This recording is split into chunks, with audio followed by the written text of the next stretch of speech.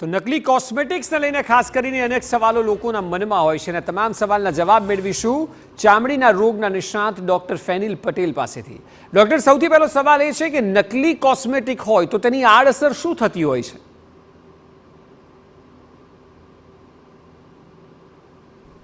આ પ્રકારના નકલી કોસ્મેટિક જનરલી સ્કિનને બે પ્રકારના રિએક્શન કરી શકે છે। ઇરિટેશન કરી શકે છે કાં તો એલર્જીક રિએક્શન કરી શકે છે, જેને અમારી ભાષામાં અમે ઇરિટન્ટ કોન્ટેક્ટ ડર્મેટાઇટિસ કે એલર્જીક કોન્ટેક્ટ ડર્મેટાઇટિસ કહીએ છીએ।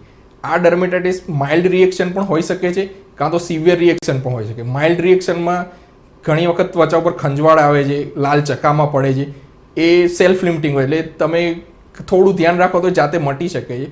પણ જ્યારે સિવિયર રિએક્શન હોય તો એમાંથી ઘણીવાર પાણી નીકળતું હોય, પાણી ભરેલો ફોલ્લો પડી જવો, આવી ઘણી બધી આડઅસર થઈ શકે છે।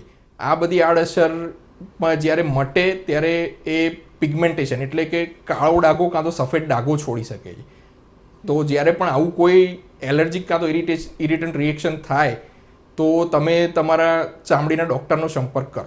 તો સવાલ એ છે કે પુરુષો હોય, સ્ત્રીઓ હોય, બાળકો હોય, આ તમામમાં અલગ અલગ આડઅસર જોવા મળતી હોય છે? હા, એ પુરુષો અને મહિલાઓ જનરલી એડલ્ટ અને પીડિયાટ્રિકની રીતે અમે ડિવાઈડ કરીએ, એટલે કે બાળકો અને જે યંગ લોકો છે।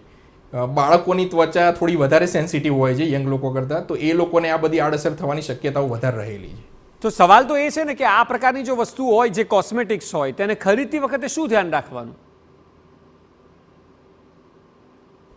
જ્યારે પણ તમે કોઈ પણ કોસ્મેટિક વસ્તુ ખરીદો તો એના પહેલાં તમે તમારા સ્કિન સ્પેશિયાલિસ્ટનો સંપર્ક કરો કે જેને તમે routine day to day problem માટે કન્સલ્ટ કરતા હો, અને એની એડવાઇસ પ્રમાણે તમે પ્રોડક્ટ ચૂઝ કરો અને એ પ્રોડક્ટ કોઈ સારી કોસ્મેટિક કાં તો કોઈ ફાર્મસીમાંથી પરચેસ કરવાનો આગ્રહ રાખો। ના, તો પછી ધારો કે કોઈ વસ્તુની આડઅસર થઈ, માની લો કોઈને થઈ જાય છે, તો ત્યારબાદ શું કાળજી લેવાની? જ્યારે પણ આ ઇરિટન્ટ કોન્ટેક્ટ ડર્મેટાઇટિસ કે એલર્જી કોન્ટેક્ટ ડર્મેટાઇટિસ થાય, જો ઇરિટન્ટ કોન્ટેક્ટ ડર્મેટાઇટિસ સૌપ્રથમ તમે ત્વચાને સ્વચ્છ પાણીથી ધોઈ નાખો અને એ ધોયા પછી એના પર કશું પણ એપ્લાય કરશો નહીં, તરત તમારા સ્કિન સ્પેશિયાલિસ્ટનો સંપર્ક કરો અને એની એડવાઇસ પ્રમાણે જ તમે આગળ વધો।